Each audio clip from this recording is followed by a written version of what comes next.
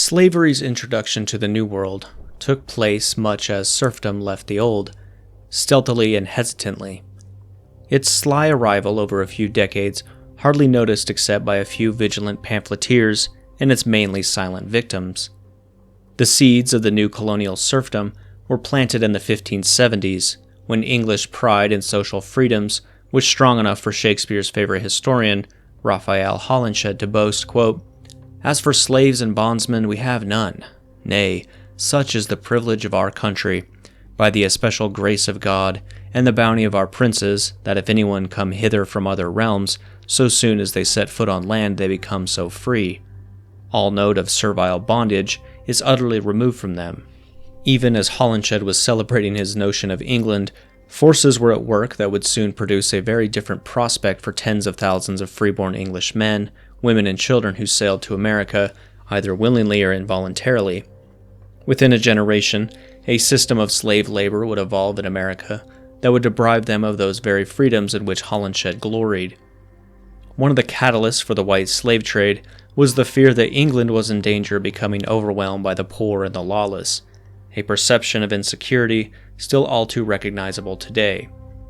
In the course of a few generations, the population had risen by a third. In 1509, Henry VIII came to the throne to inherit a kingdom of around 3 million souls.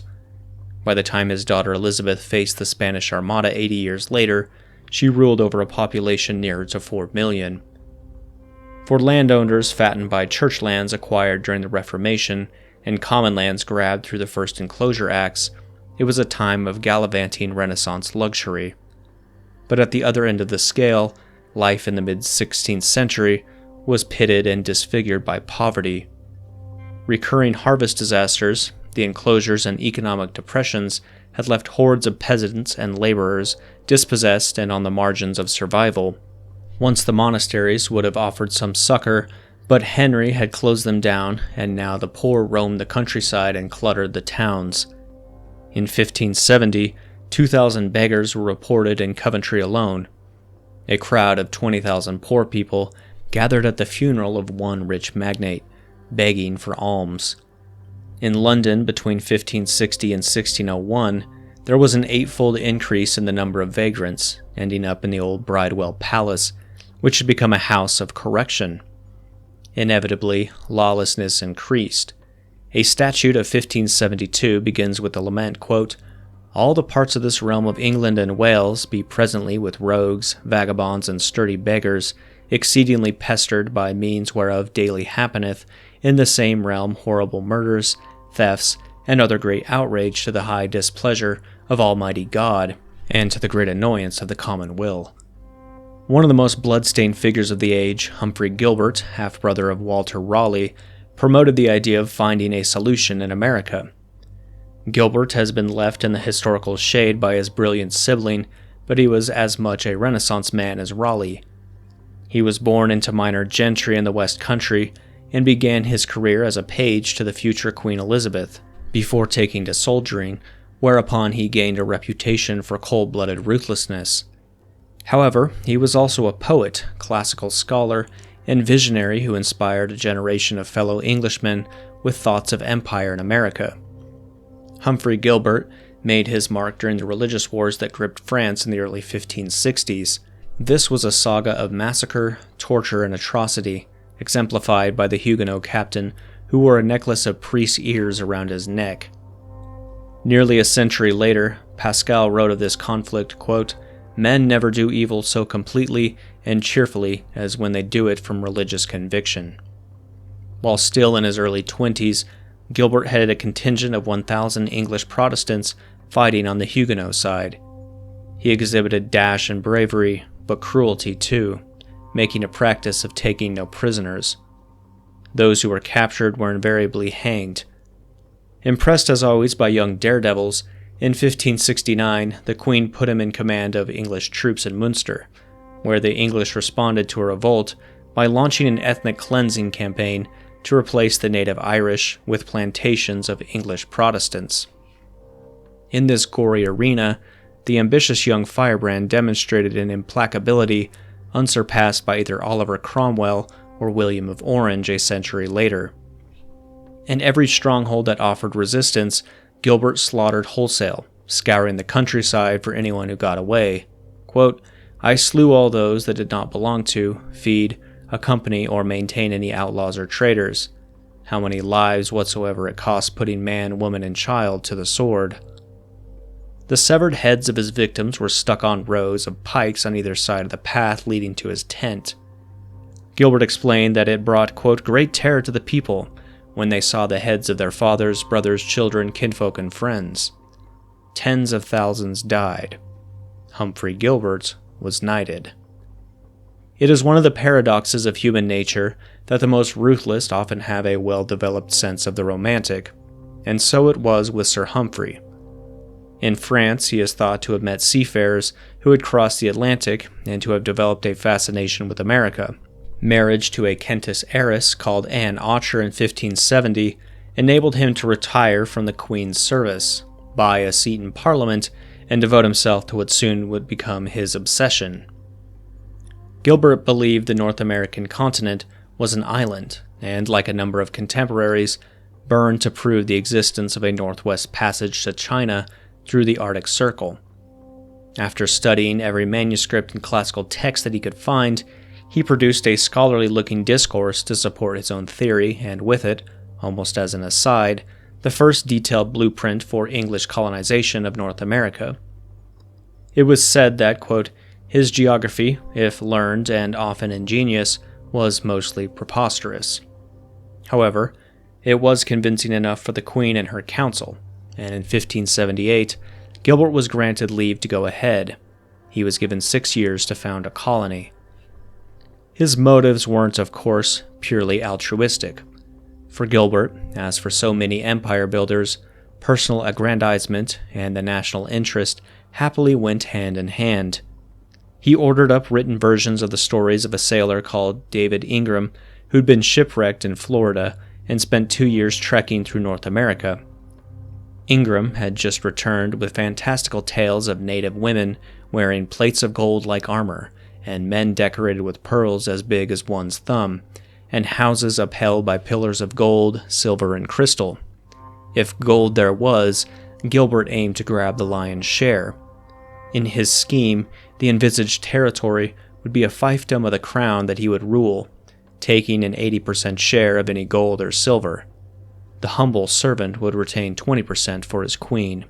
Gilbert's blueprint covered everything, from the size of the first colony, a mere 9 million acres, right down to street layouts and the number of churches.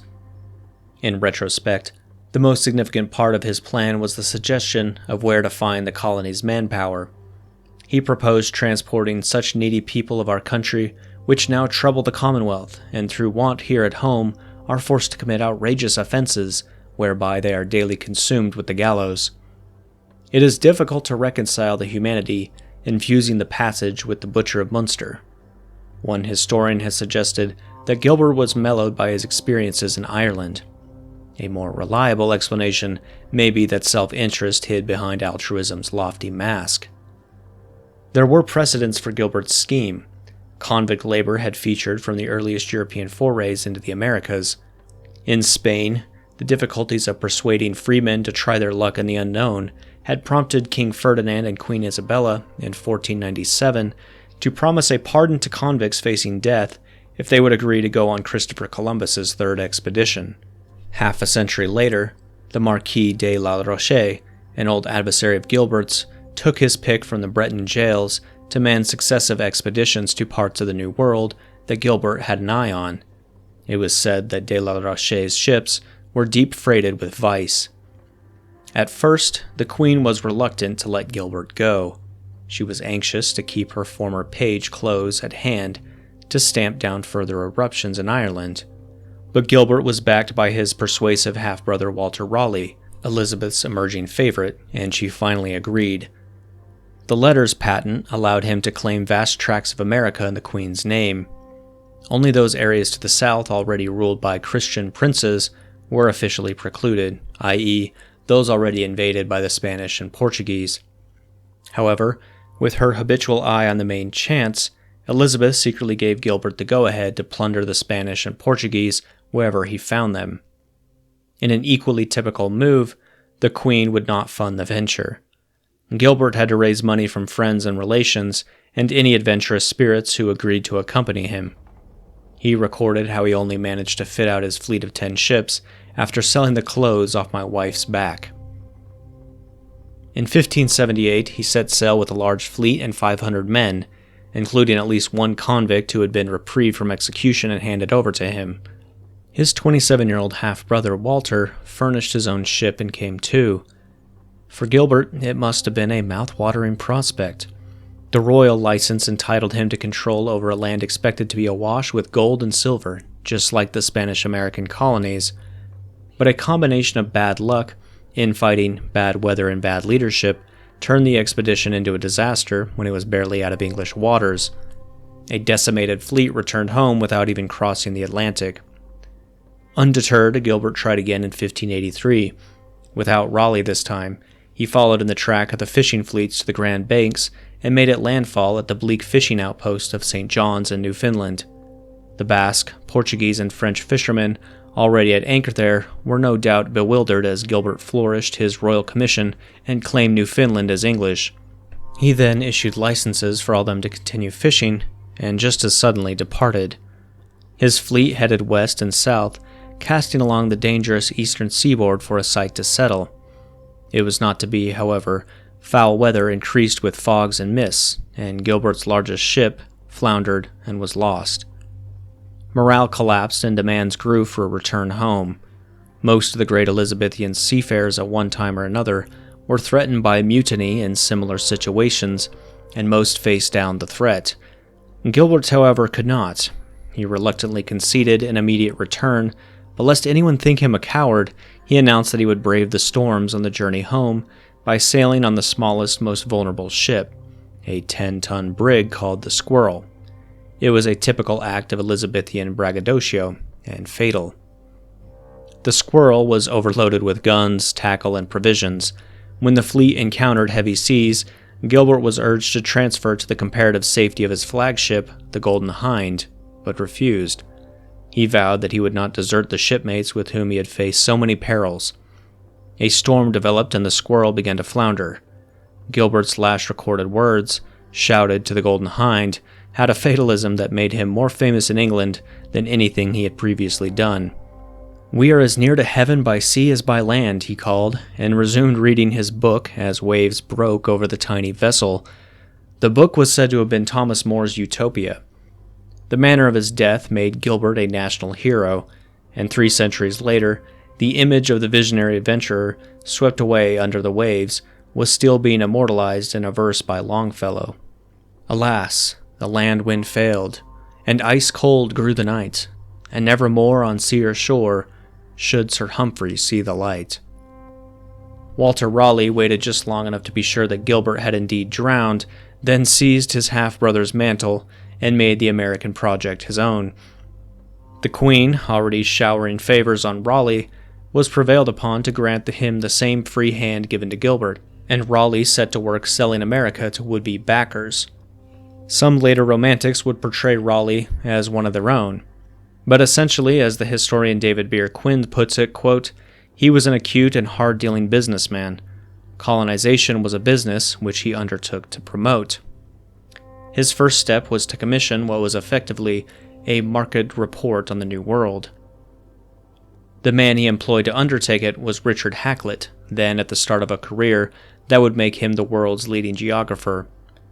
A clergyman by profession, Hakluyt had become fascinated as a student with the discoveries that were opening up the furthest oceans. He made himself an expert in the field by translating every work of navigation and exploration he could find and interviewing every explorer and seafarer he could track down.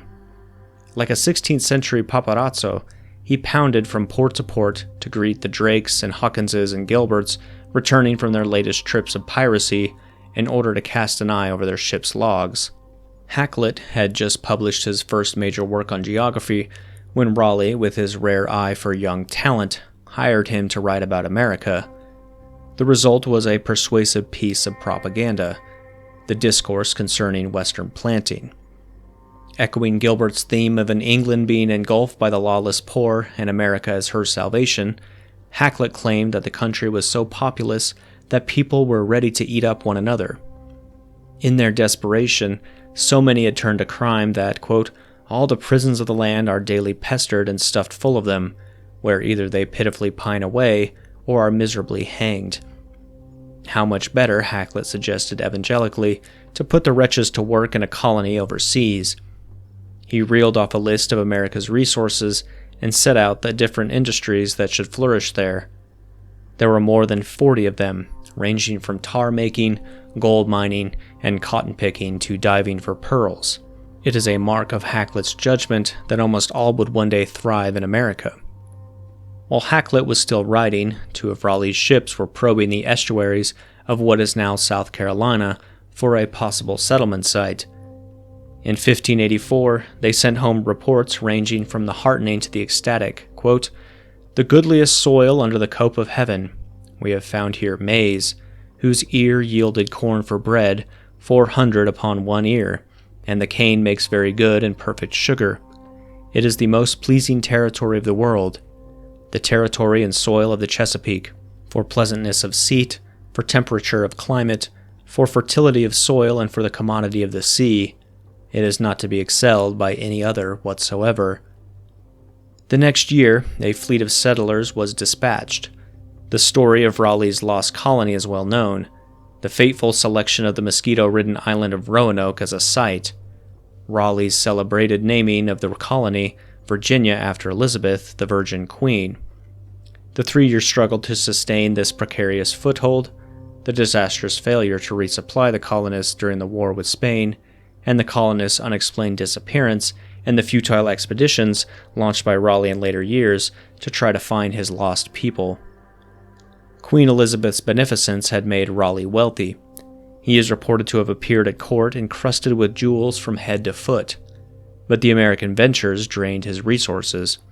He reputedly spent £40,000 on his voyages, equivalent to approximately $6 million in today's money. And although he remained obsessed with Virginia, in 1590 he leased out the patent, entitling him to colonize it, retaining the right to 20% of all gold or silver discovered, the same cut he had agreed to pay the Queen when his hopes were higher. He also retained the right to veto any would-be colonists in Virginia. The new holders of the patent included 3 of his friends, Richard Hakluyt, John White, the nominal governor of Raleigh's colony, who had returned to Britain before the colonists vanished, and Thomas Smith, a young man destined to play a big role in bringing white slavery to Virginia. Smith had his own vision of the New World and would become the driving force in the Virginia project. Like Gilbert and Raleigh, Smith had made his mark in war, both in Ireland and on the continent, and like them, he was much more than a simple soldier. He was a financial genius, and no Englishman better fits the title merchant prince. He could be called England's, or indeed America's, first tycoon. Smith's father, also a Thomas, was a rich merchant who, during the reign of Bloody Mary, had secured one of the most lucrative franchises in the country. He became chief collector of custom duties, called the Farmer of Customs. This involved paying an agreed annual sum to the royal checker, and then collecting what he could. Customer Smith, as he became known, kept the job when Elizabeth came to the throne and made a fortune. Some of the proceeds were used to back the piratical expeditions of Drake and later of Raleigh, his son's friend. Both would have been hugely successful investments. However, young Thomas left the customers standing. This was the era of the first joint stock companies, those harbingers of capitalism that opened up world trade and would eventually make Britain the dominant world commercial power. Smith Jr. would play a leading role in almost all of them. Wherever England traded in the late Elizabethan and Jacobean eras, Smith left his fingerprints. In a ruthless, cutthroat age, he conjured deals with rulers across the globe, from the Emperor of Japan to the Tsar of Russia. Just about every major English company that started up in a 35-year period was either initiated or run by him. The East India Company, the Muscovy Company, the Levant Company, the Somers Island Company, the Northwest Passage Company, the Merchant Adventurers, and eventually the Virginia Company. By the time Thomas Smith bought into the Virginia enterprise, he was well on his way to becoming the wealthiest merchant in London. With money and commercial success went power. Smith rose through the ranks of London aldermen to become a city auditor, sheriff of the City of London, and captain of the city's trained bands, London's militia, giving him command of 2,000 men. He also succeeded his father as collector of customs, reportedly increasing the take by 100%. Smith was at the center of the debates over the lawless and the poor that raged during the 1590s. The decade had started with record harvests, but England was soon hit by the gravest agrarian crisis since the Black Death 2 centuries earlier. For 5 successive years, the skies opened and the harvest failed. The price of corn doubled, and starvation and plague spread across the nation. Following was supposed to be a triumphal tour of the realm to mark victory over the Spanish Armada. The Queen complained that paupers are everywhere. Magistrates were ordered to take control of corn supplies, and profiteers were punished. In Colchester and Essex, aldermen were required to donate loans of £20 and councillors £10 to buy corn to feed the poor. A baker was appointed in every ward to bake 3 seams of bread a day to give to the hungry.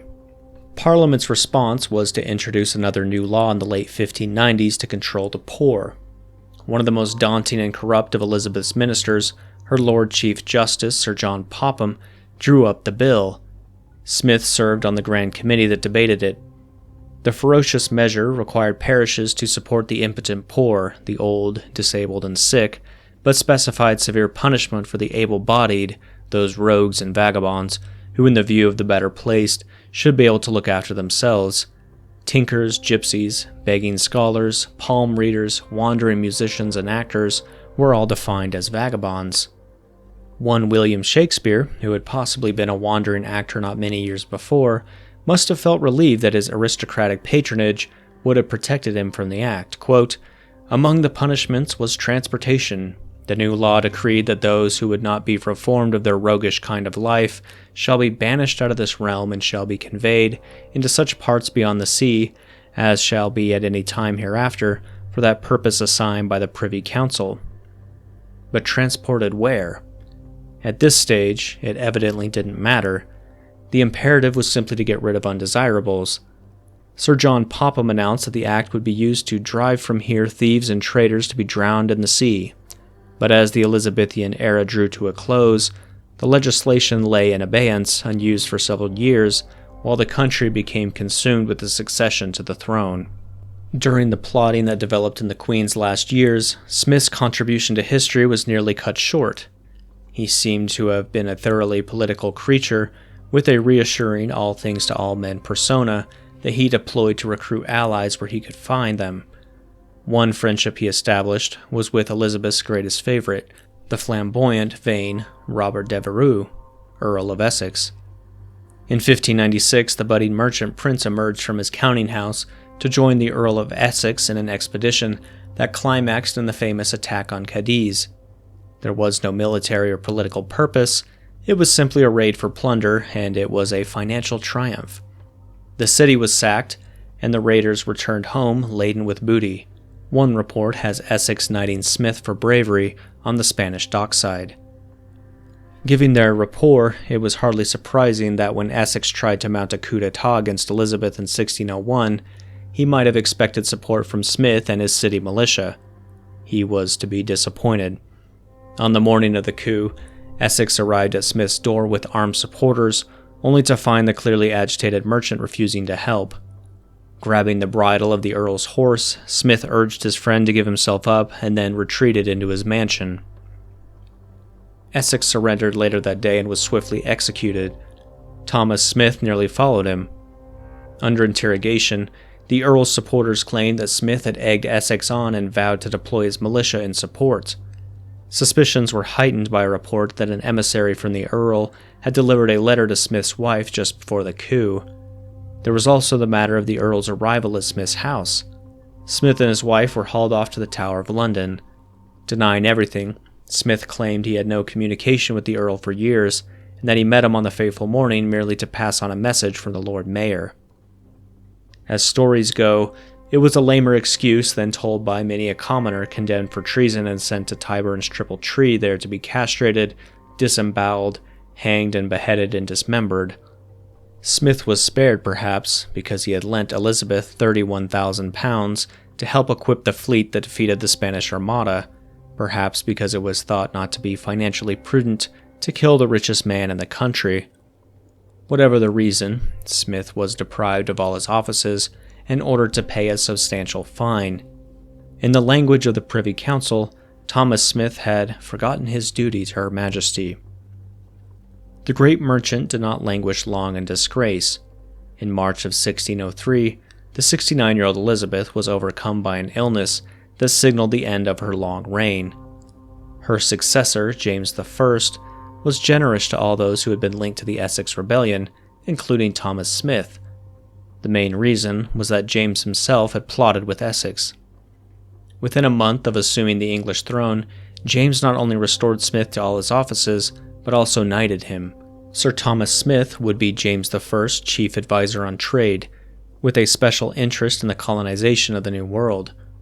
Smith would hold this position for the rest of his life, and use it to ensure that when England's new colony was eventually planted in America, it would survive, whatever the human cost in life or liberty. He had taken the first step 3 years later when he joined a race to plant the first permanent colony in Virginia, and found that his rival was the most feared man in the realm, Sir John Popham.